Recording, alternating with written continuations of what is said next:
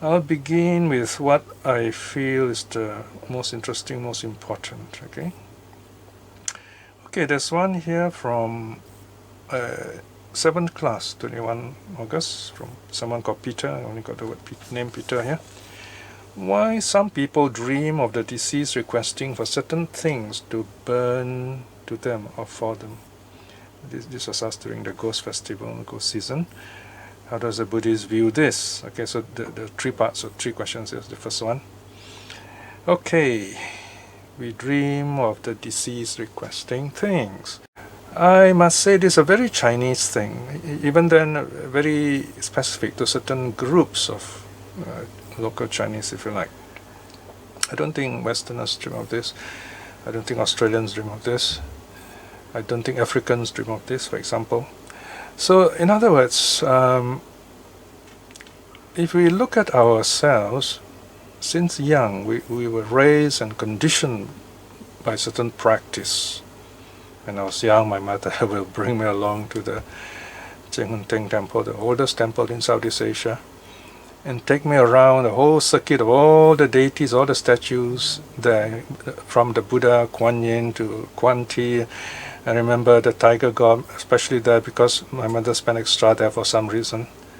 And then later on I found out to this very interesting American Indian ritual called drumming, that my totem was a tiger. So these are things I find interesting, but I don't know how to explain, so I just leave it like that. So my point is, we are raised with all these beliefs, especially about the dead. We attend funerals, and then you can see there's a kind of ritualized behavior. The first thing we must do is cry loud when someone we love have died, especially our parents. If we don't, neighbors will gossip and say, oh, we don't love them. So these are all social control things, conditioning. Okay, and then we're very attached to those we love. Like when my grandma died, we very loved her. Every little sound we heard, say, oh, must be her. It's coming from her room. You know? So we tend to associate all whatever is our experience with this person that we care for, this significant other, because of conditioning, psychological, emotional, cultural. So we are told, oh, you must burn this, you must do that. We are a burning culture. Thankfully in Singapore, we are slowly trying to cut down the burning. You know, it is a suffering month. It's not a ghost month. It's not the ghosts who suffer. We humans are the ones who suffer. We are living on the 8th floor, so imagine some people, they burn the papers from the ground floor, and this smoke and dirt, they wharf into our rooms, and it can be quite bad to close all the windows. So there you are. We are conditioned, you know, with this burning idea that we should offer this, offer that, offer things.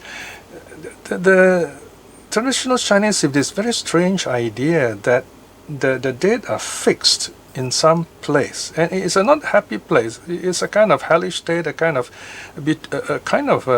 mixture between hell and preta state, and they're always in need of something, and we have to burn these things so that they get it. So that's the belief. Okay, of course, there's no ground for this. In fact, the Buddha speaks very clearly against this in the Janusoni Sutta, the Tirokuta Sutta. Right.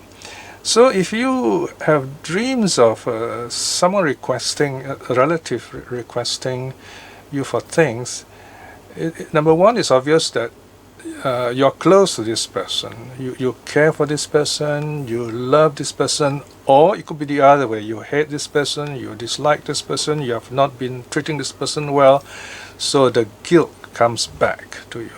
All right? So that's the explanation.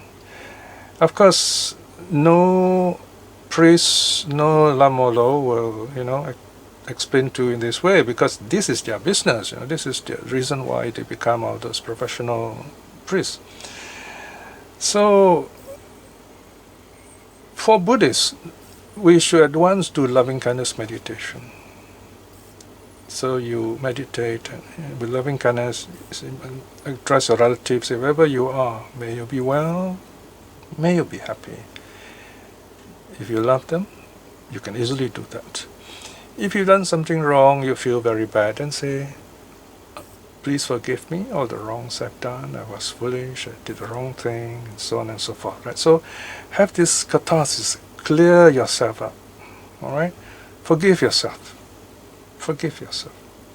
I posted a very interesting snippet from the movie Good Will Hunting. The climax of Good Will Hunting, the 1997 movie, Matt Damon and Ben Affleck, they wrote the story themselves, which launched their career. That highlight is really amazing. It shows this counselor, acted by Robin Williams, telling Matt Damon, it is not your fault. It is not your fault. He said a total of, I think, 8 times until this boy, who's a genius, but not yet a real person, because he thinks he knows everything, and he was an orphan and he couldn't get out of that idea. He could not forgive himself. So in the end he cried and broke down, and that's when he changed. So we got to keep on repeating this positive reinforcement. I'm okay. I'm going to be okay. Go on telling her this. You may need a long time to say this, so go on doing this. Forget all these beliefs, all this cultural conditioning. It's not good. It's very negative. We've got to stop this cultural conditioning. Do not destroy the mental health of your children. Make them healthy. And Christmas is coming. Be careful not to teach them the kind of like, only you celebrate Christmas, you're going to be accepted in society. Things like that. These are wrong things you're teaching our young people.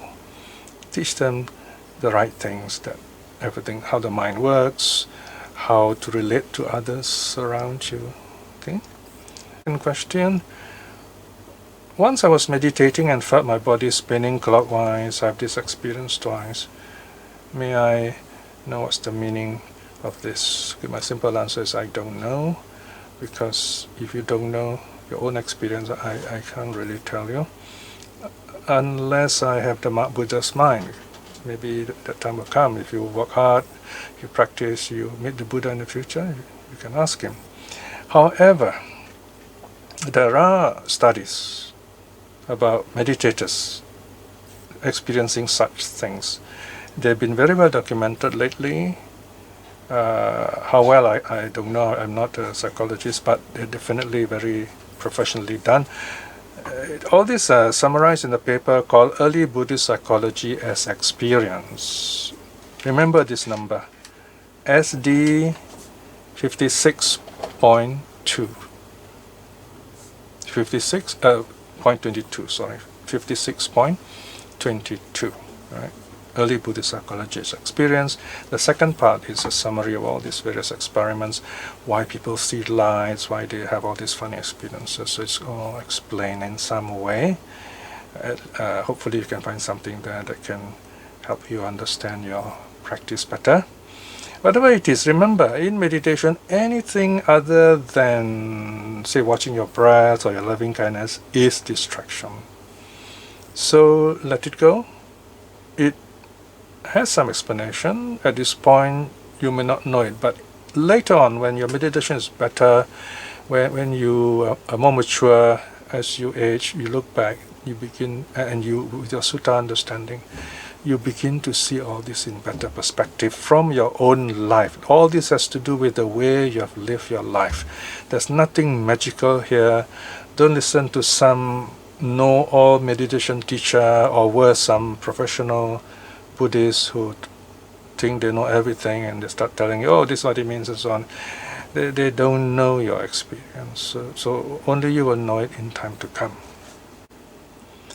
Now the third question is a very interesting one.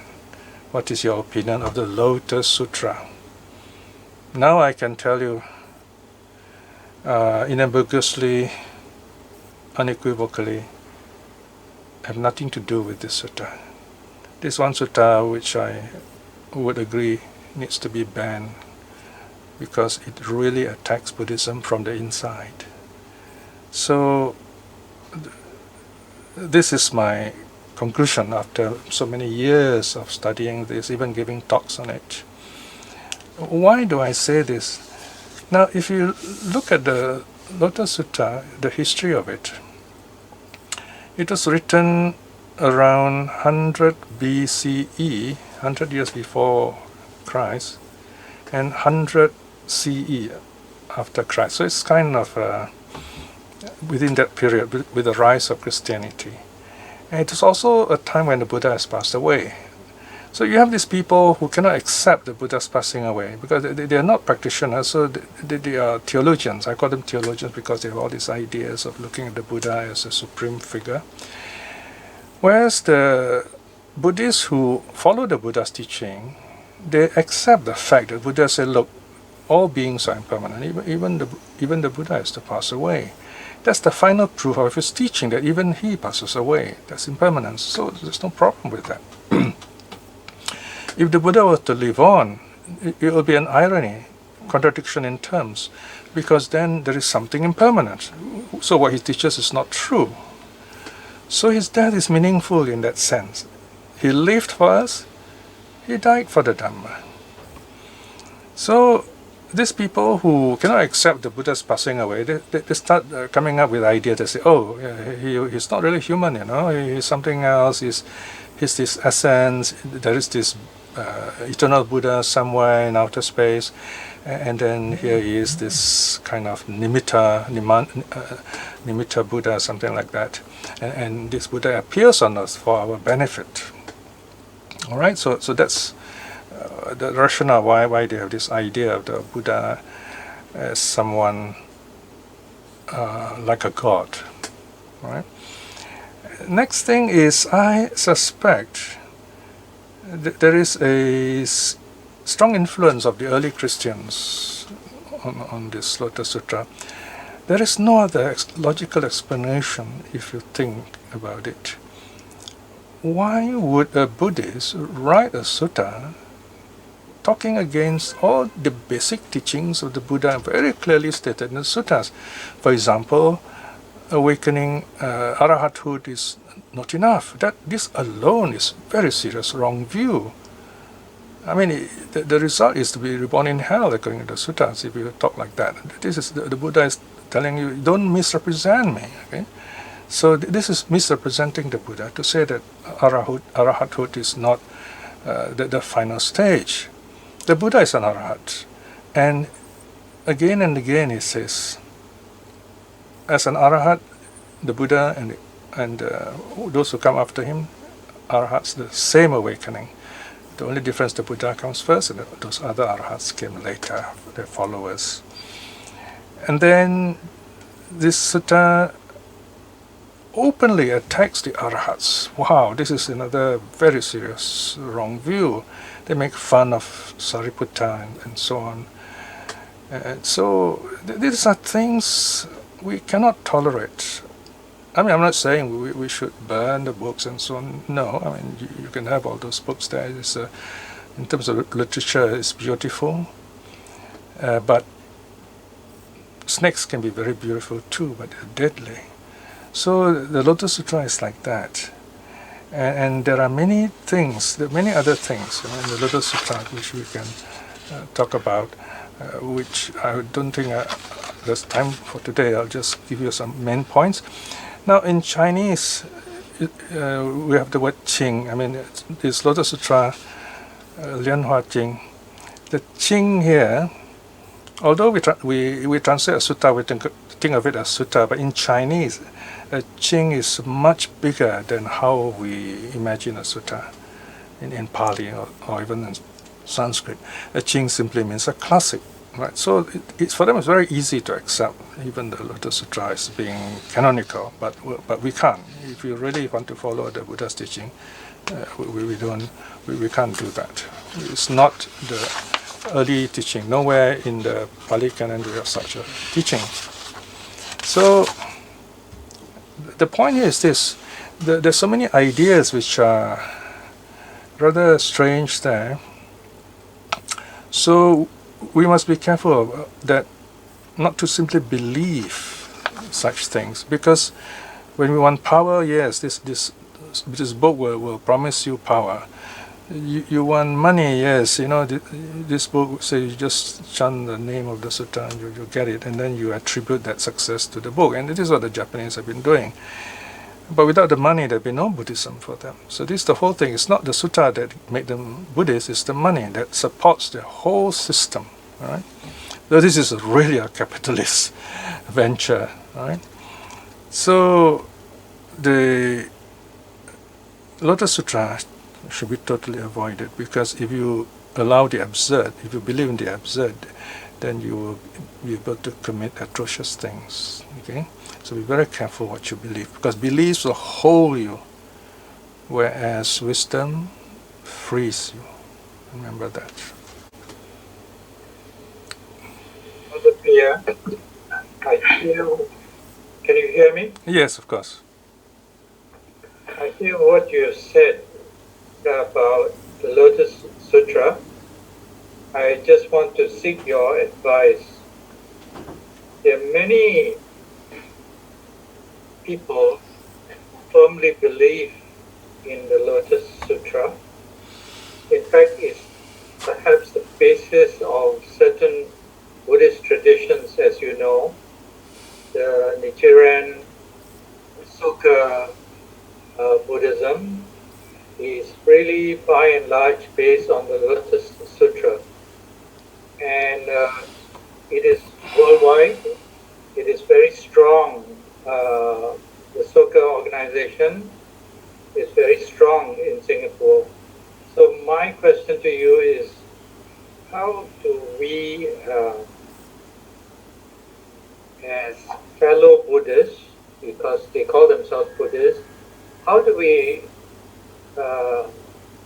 deal with Okay. Right. Thank you for everything that you have said, Okay. regarding them? Yes, I get your question. Thank you very much. All right. Yeah, this is one of those very difficult topics, so I'm not saying I have the last word. But we do have real problems from them. In Japan is worse. I've done a study of them. I've even written a book on Nichiren. This book was the most successful. I managed to clear all my stock, because I went to the shop, and the shop told me, somebody came in and bought all the books. And I said, who is that? I said, it's the Nichiren people. Well, they bought your books to burn them. And then I brought new stocks, and they bought them all and burned them. And that was good, because whenever they burn it, became real money, you see. So, okay, that's fine with me. That's how I deal with them. I did nothing, actually. So we don't deal with them. They are free to practice. They're given all that freedom, education, so that's their choice. Fine, okay. We even interact with them. When I first came to Singapore in the early 2000s, they actually invited us, a few of the elders, and I was fortunate those days to be blessed by the high and mighty of the Buddhists in Singapore, the leaders. So they got me along, because I was very outspoken even before that. And I knew about this Nichiren people. I've written the book. So it was very nice to see them in the flesh. I was so happy. In fact, I told myself, wow, this is going to change things. These people are calling us. We're going to have a meeting. We're going to work together. And that's what the elders told us. They said, we want to work with you now. And that was the time when their president Ikeda was thrown out by the Nichiren monks, in priests rather, in Japan. So anyway, so these representatives say, we want to work with you, and so on and so forth. I said, that's really good. Then I asked them the key question, which revealed their real intentions. I said, will you allow your young people to mingle with our young people and have camps and study together? I said, no, we can't do that. We're only doing this on the top level. This is their strategy, to learn from us, to use us for their own survival, because they are failing. The president is thrown out of the main group and so on. It's because of money problem as usual. So that's one. You always have this worldly problem with such organization. You deal with money, you become slaves of money, you're going to have a problem with it. So my advice is simple. Practice whatever you have faith in. For me, it's the suttas. the historical Buddha. You do that, then the world will always have all kinds of religion. Maybe, I love this Star Trek, Star Wars movies. In the future, you don't have any more of these religions, but for some reason, they do mention Buddhism. So you find, I think our world's becoming more educated, more civilized. We have given up, hundreds of years ago, given up all this, really, the bloody wars started by religion, things like that. We are more free from religion today, and we are heading along that way more and more. And I like to see that in the positive way. So bear that in mind. But you must have a grounding in something good and true. That is the Buddha's teaching, the suttas, the canonical teaching. That's your best response to a false teaching. All right? Oh, I just want to make a comment to S.T. Lee. So I belong to a group of Buddhists. So we're formed by various group of people. So there's even Soka Gakkai people came. So what me and my friends we learn is like we create a condition for people to get to know about early Buddhism. Like we chat about the sutta, and we even or for me individually as a Malaysian, I share sutta stuff on my Facebook. Just creating condition, and I don't even argue with people whose Buddhist is right or wrong. But I create a condition. If people are interested, then they'll talk to me. If not, it's fine. It's just waiting for the right moment. Because when I joined the group, I tried to proselytize people like, oh, this is the right Buddhism. Then ended up it's kind of a lot of negativity. So what I did was like, okay, these are the books. If you're interested, you can borrow it. If it's not, the condition is not right. That's what I personally learned. So. Well, I like the attitude you mentioned about, people getting together and then, you want to talk about early Buddhism, and that's really good. And people here in Malaysia and Singapore should learn that you can gather together. Even this gathering, I remember the first few lessons we had difficulty. Some people coming in and say, oh, why can't you be more open and accept all groups? In the end, we will be talking about nothing, You talk about everything, you talk about nothing. So we're a focus group. We focus on the historical Buddha, early Buddhism, because we're tired of all those strange extra teachings which are not necessary, which are worldly. We want the real thing. And now we have the real thing. The suttas are there. There's so many very good translations, and you can learn Pali, things like that. So we live and let live. So we have our different groups, and we study according to our what we feel is important to us, and we should respect that, whatever people want to study. I do join other groups. When I was in the U.S. in Berkeley, I joined the Congregationalists. So they are the loveliest Christians I know, because they don't believe in God. They gather together, they talk about everything else in the world, all the good stuff in other religions, but they rarely talk about Christianity. So they're very lovely people in that sense. But of course they call themselves Christians, right?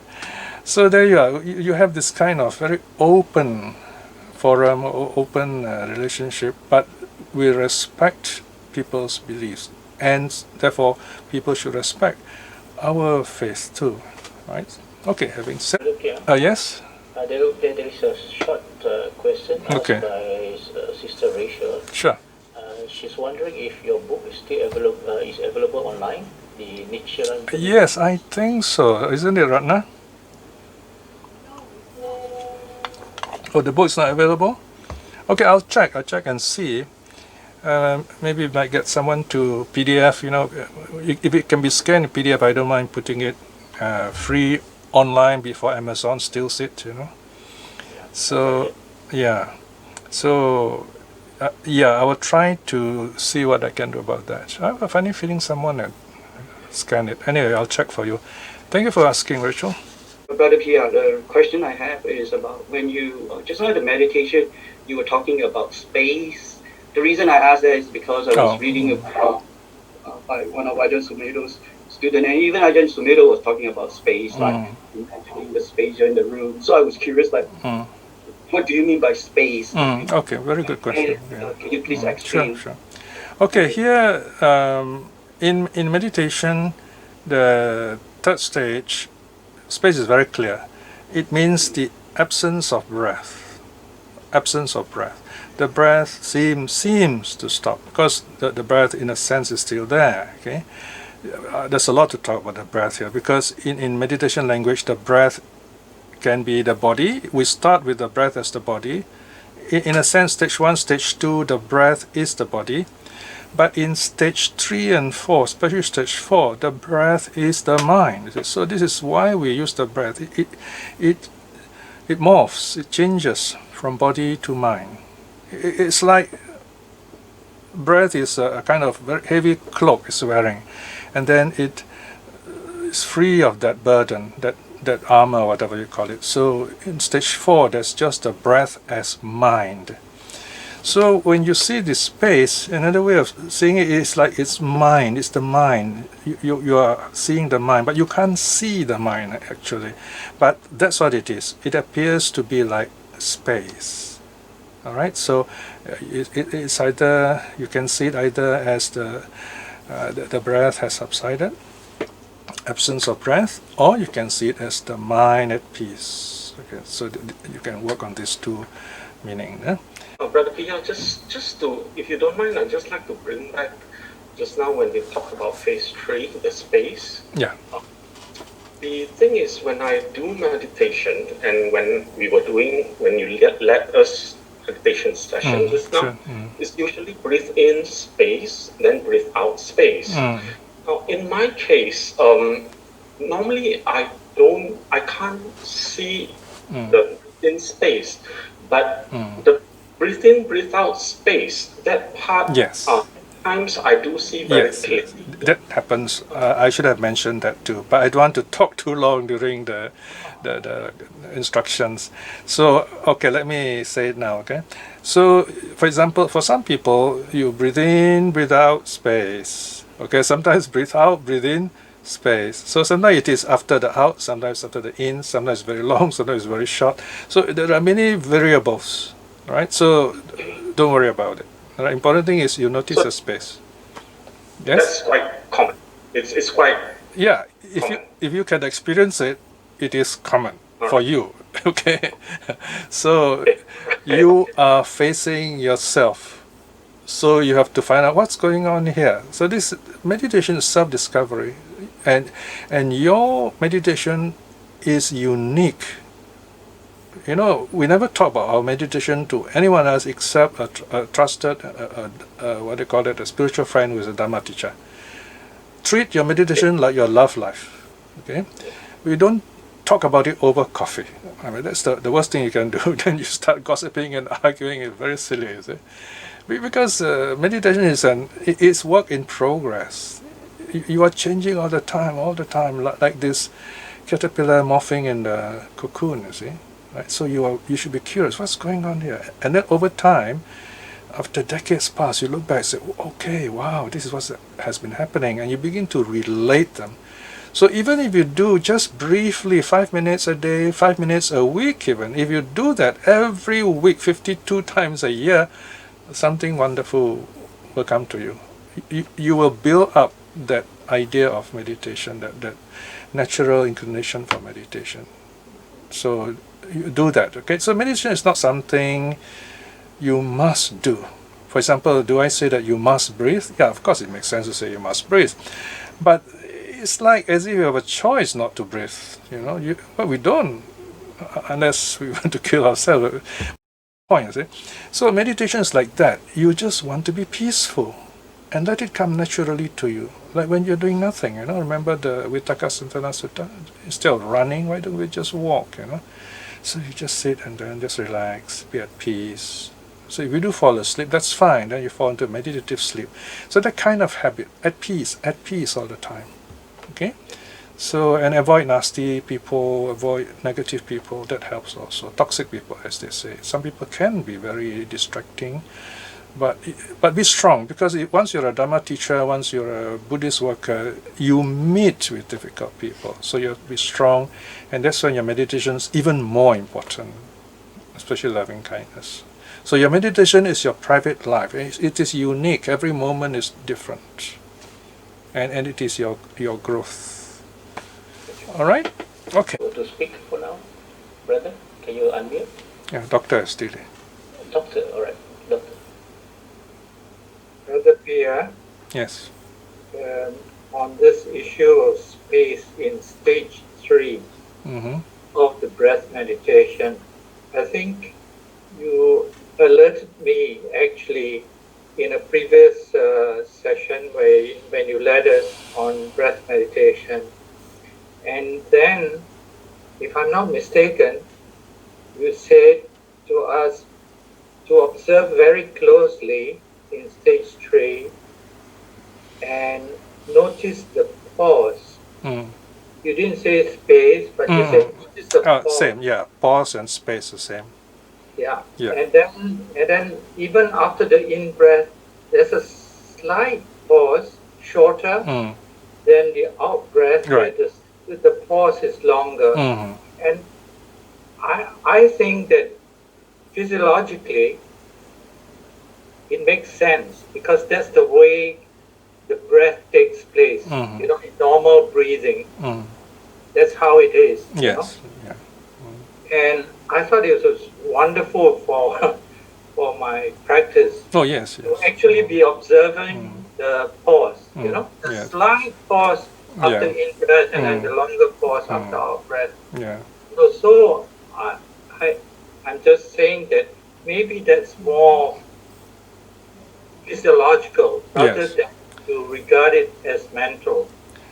You know, the mental aspect is Okay. I have to stop. I have to stop you there. Okay. There are many ways of looking at this. So if you're a doctor, you're going to look at it a doctor's way. But once you're meditating, you have to let go of all those definitions. Now, I'm not against anyone, wherever you are.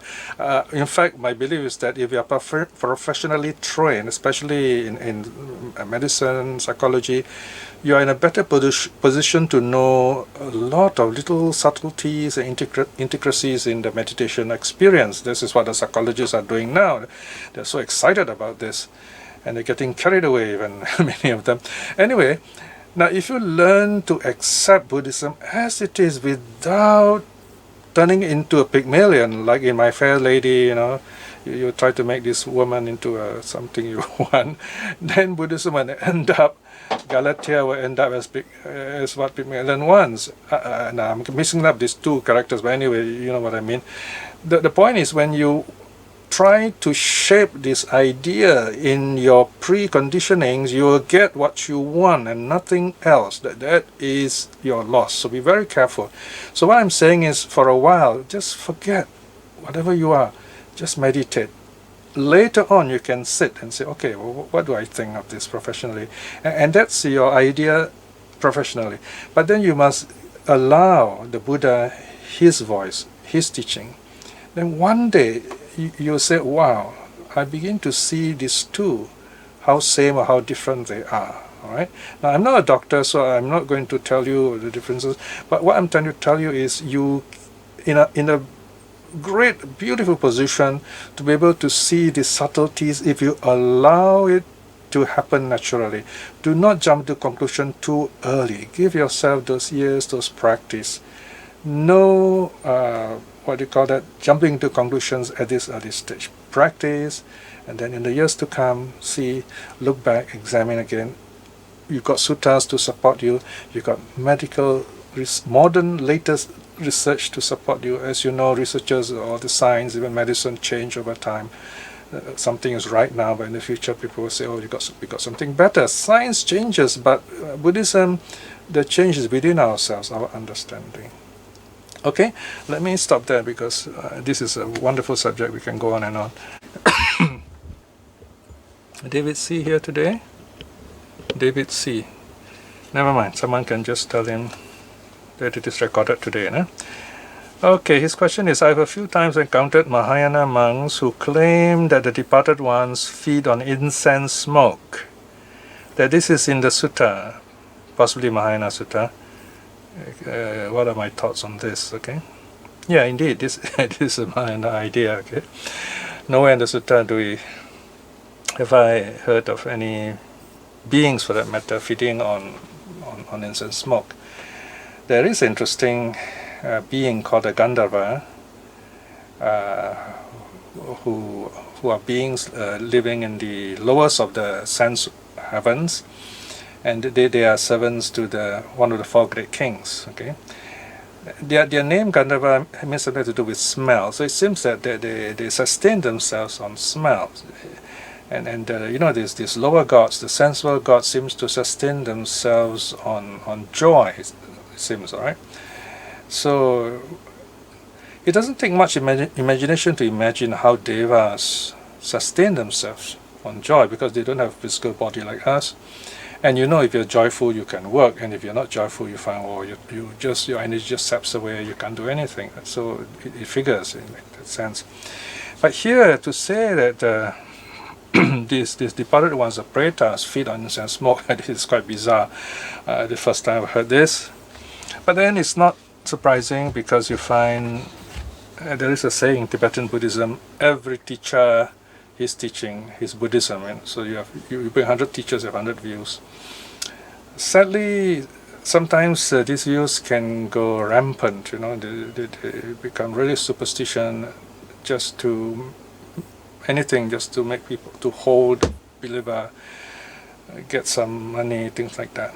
So I would say affirm no, we don't have such a belief.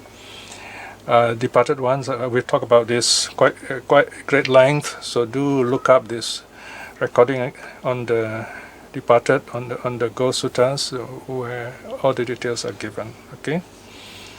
Now next one is from Brother Baba. Okay, Baba is here. The Janusoni Sutta we just read, we studied this is from that lesson. Mention about certain conditioning of our action creates rebirth in certain forms. So what decides where we will be reborn, and how do we know that this happens? Right, this is another difficult question. Okay, the sutta tells us many things, and many of these wonderful things, especially how beings are reborn. Certain people do certain things, and they pass away, they are reborn in a certain way. Moggallana was very good in like going into that realm and say, oh, so and so has become a preta. He's very good in identifying pretas. So you need to have this deep level of jhana, 4th jhana at least, and of course wisdom. I mean, you may even have jhana, but you don't have the wisdom, then you'll be doing the wrong readings. You may not know who became what and why. Okay, so seeing something.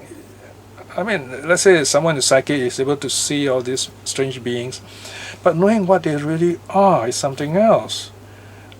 There is the famous Plato's cave, remember? All those shadows cast by the light. So we make our perception will make out all these things according to our beliefs. So, but they need not be true. The problem is, among the Chinese, I mention Chinese because we are mostly Chinese here, we tend to reinforce the belief. So when one person or a group of people believe, then the community believes it. So it becomes reinforced over and over again, and it becomes a kind of cultural unconsciousness. So we have to be very careful about such things. Early Buddhism teaches us to avoid being conditioned, to be free from conditions, because conditions cause suffering. Now, we do not know exactly how beings will be reborn. Let's say our relative, a beloved relative, has passed away. We do recite idang me nyatinang hotu sukita hontu nyatayo. May this benefit my relative, assuming that he's reborn as a preta.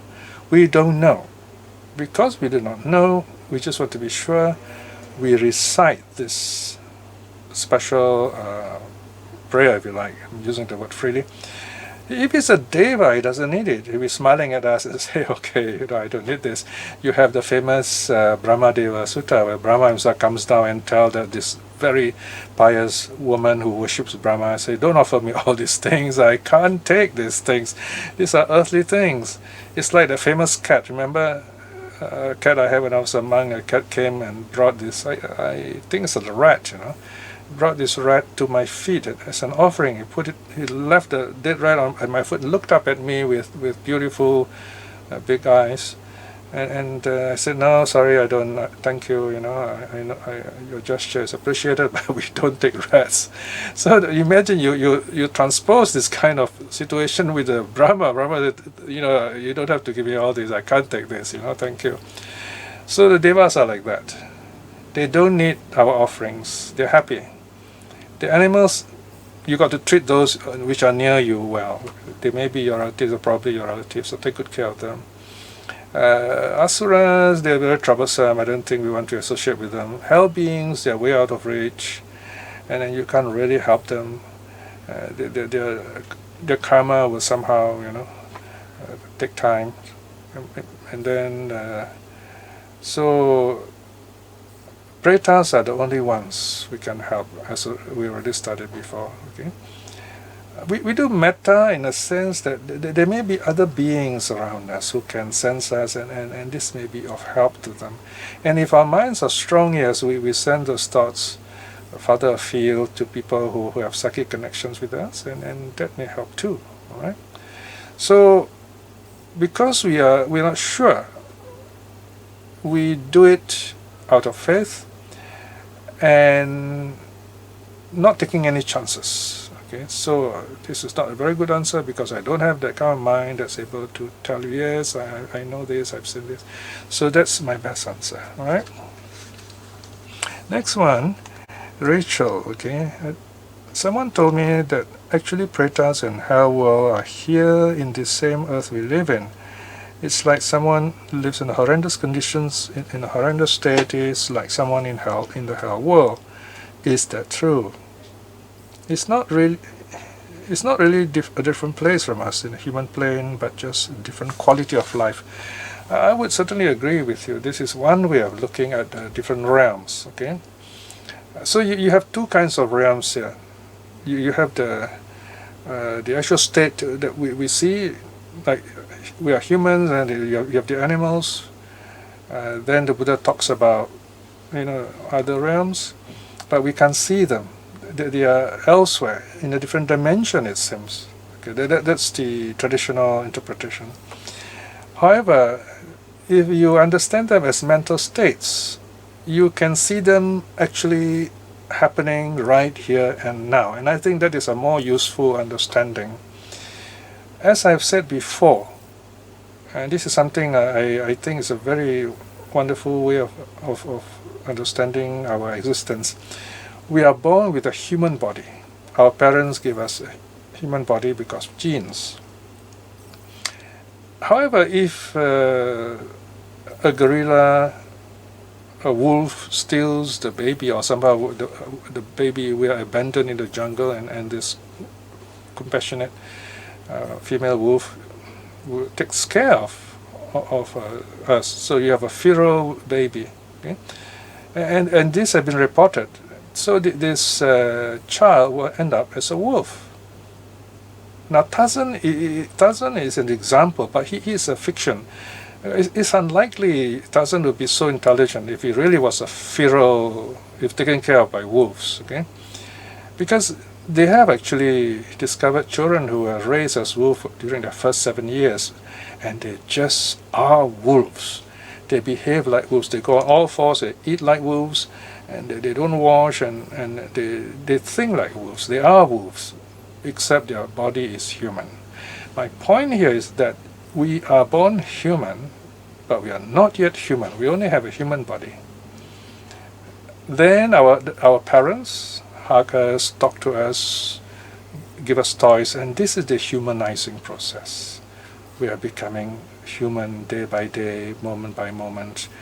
The more love we are given, the more human we become, and then we learn to be kind to others. We have relatives, we have peers. So this is a humanizing process. Then there is a socializing process. We go to school and so on. So this is a whole process of us evolving into a fuller being. Sadly, not all of us go through this development fully. for many of us, if you go to a crowded MRT station here, you find they just don't give way to people, even sometimes drivers on the road, people get violent. I don't like weekends so much here, because weekends people are free, they come home, some of them start quarreling, and you live in the flats, you can hear them shouting, and you feel very sad for them. So they are still, some of them, animal mind. What does that mean? They are ignorant, superstitious, they don't want to learn, they follow herd instinct, crowd instinct, they easily react to crowd emotions. So that's the animal state.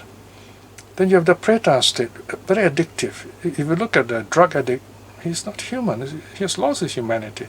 He would do anything, even steal or kill his parents just for another fix. The preta is an addict. He's never able to satisfy himself with all that he has. Same thing, if you're a collector, you're not happy, you go on collecting, you collect people, you collect power, you collect things, you collect money, you're not happy. That's a preta attitude. Then you have the asura. These asuras are exploitative, they are super intelligent, they are vicious, they measure people, they look at you and ask themselves, or they might even ask you, the boss may ask you, how much are you worth to me? That's an asura. And they will tell you, don't get sick, you work for me, you work, and so on, and I'm paying you by the minute or whatever. And that's the asura. You have no worth to them except what you can do to them. The asura is exploitative to that extent. Okay, so that there are many other things about the asuras. But in the story of the Deva and Asuras is very beautiful. You should read the story of Sakra and the Deva. I've compiled some of this in one of the recent volumes. It's very interesting to read about the Deva and the Asuras, how they, as mythology, they are beautiful stories for us to read and learn. Hell beings are violent beings, killing, bombing. In some parts of the world, a child was born with bombs exploding all around. They grow up with bombs exploding all around. They die during a bomb explosion, all violence. So that's hell. So yes, it is possible for all these realms to be here and now within the human world. That is something we can see and we must avoid. And we keep the precepts to avoid this kind of situation. Okay, let's see. Okay, next question from Caroline Kang, K-U-N-G, I think it's Kang, right? Are you here, Caroline? Okay, never mind. So someone who knows, I can just tell her, no? Okay, she asks, I would like for example, to make contributions in memory of departed relative or friend, but they are of a different religion. How do I explain my good intention to them? I can't explain the sutta. Can I explain the sutta to them? Or all right. I'm not clear whether you are this person you're talking about, departed relative. Okay. Now, if your relatives are departed, doesn't matter what religion they are. You are doing it through your own faith, right? And I would say one of the best ways of remembering a beloved departed and dedicating merits to him or her is to educate others.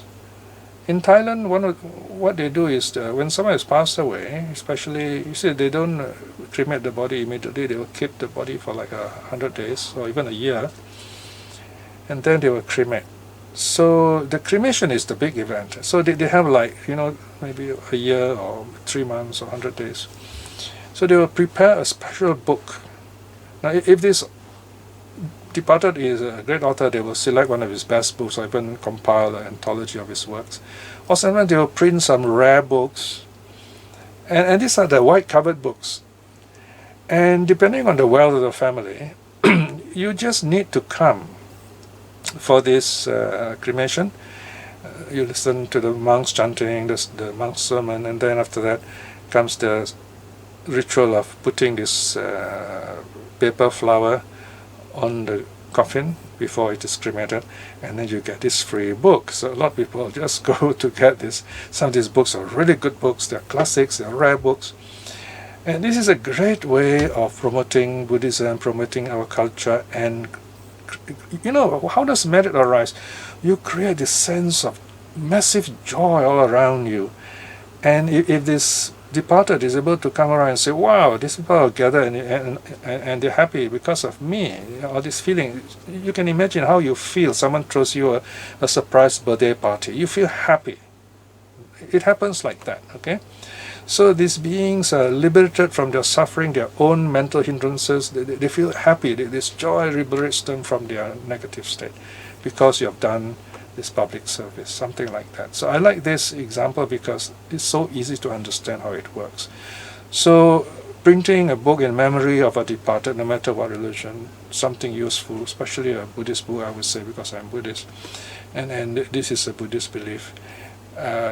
We are generating a non-religious, non-Buddhist, I didn't say un-Buddhist, I said non-Buddhist loving kindness. Loving kindness has no religion, but we Buddhists cultivate loving kindness. It's non-Buddhist, but it's not un-Buddhist, right? So this is one way of explaining even non-Buddhist practice loving kindness meditation, for example. So this is something interesting. We should remember that what we can do as Buddhists, we have all these wonderful teachings and ideas we can use to help the deceased, the departed. Okay. I wanted to ask you, when you were mentioning about two things, about Gandhava and about, the development of the human being being brought up by feral wolves. And to me, obviously the inheritance of your physical characteristics obviously come from your parents, and then as far as behavioral characteristics from the way you are brought up, the environment. Nature, yeah. Nature and nurture. Mm. But the more important thing I want to ask you is about the mind. And when you mentioned Gandhava, I wanted to ask you, what is the role of Gandhava in mental inheritance, if you like? Okay, this Gandhava is actually a Buddhist mythical figure. It's a heavenly minstrel. Okay, it's supposed to. They are very beautiful female beings, and they're also male Gandhavas. They're supposed to entertain one of the four great kings at the lowest level of the sense world heavens. However, in the suttas, the word Gandhava is used in a psychological sense. It simply means a being to be born, or to use a later technical term, Patisandhi Chitta, the rebirth consciousness. So it just means rebirth consciousness. And this term Gandhava is used specifically in one of those Majjhima Suttas, which talks about the three conditions of rebirth. You have a mother and father coming together, and it's the mother's fertile period, and there is a being to be born, the Gandhava. So this is the rebirth consciousness. The rebirth consciousness must descend, go into this zygote or whatever you call it. Then you have this new baby, this fetus being formed. All right. So that's the meaning of Gandhava in the second sense. You can say a more technical sense. A being to be born, rebirth consciousness, Patisandhi Chitta. Okay. This is not the deity or celestial being that you talk about. No. They're different. Nebulous energy, whatever. No, different. Yeah. Sometimes people who love mythology more than Buddhism, they like to fantasize, these beings come down like this, like that. But they're separate things. Okay. So we must be careful not to mix the categories, as we say. Now, Noel Lim. Is Noel Lim here? Because she asks, why do some people experience colors or see lights during meditation? Okay, this is common enough, and I'm sure there are physiological medical explanations for this. So again, in Buddhism, we do not place much premium on all these things. That they're not a measure of your success. They're just like passing events. Okay, I mean, one way of saying it is that yes, you are directing your mind, you're focusing it, so you begin to see all these things. That's in a sense a positive sign. But don't get caught up with them. They're just passing moments, let them pass. Again, all these interesting experiences have been researched by various psychology teams, so they are reported in the second part of early Buddhism, early Buddhist psychology as experience, as SD 56.22, right? Right. So, so that's your answer for this, then. All right. So we'll end here then. Okay. Although there are many more, we'll just leave them as they are for the moment. Okay. We are done. Thank you very much, Pia. Okay, we will close and move on to the closing puja. Okay, so all right, before we close, I have actually slotted the Devadutta Sutta for you all. Apparently I have no decision here whether it's going to be taught or not. It's up to SKE or Baba in particular. So I hope we will have this class, if possible, 25th December.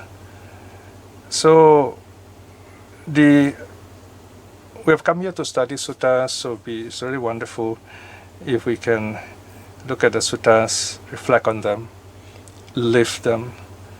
And you all have done that by coming today, by sitting here during this 1 hour, 45 minutes or so. Remember, as you sit here peacefully, you begin by reciting the Tree of Riches 5 precepts. In other words, you look up to the historical Buddha. We accept his teachings and we look up to the noble Sangha of stream winners, once returners, non-returners, and arahats, whether monastics or lay. Then we recited the precepts. That means during this period, we have kept the 5 precepts. We also have done some breath meditation. We have practiced Buddhism in a small way, and yet with very, very profound consequences. So remember this wonderful moment as your wholesome acts. This will be your seed for further good, especially when you have difficulty meditating. Remember this moment. Reflecting in this way, we close today's session and we do our closing salutation to the 3 jewels. Arahang Samma Sambuddho Bhagava Buddhang Bhagavantang Abhivademi. Bow down. Swakato Bhagavata Dhammo Dhammang Namassami. Bow down. Supatipanno Bhagavato Sāvaka Sangho Sanghang Namami. Bow down. Okay, sadhu, sadhu, sadhu.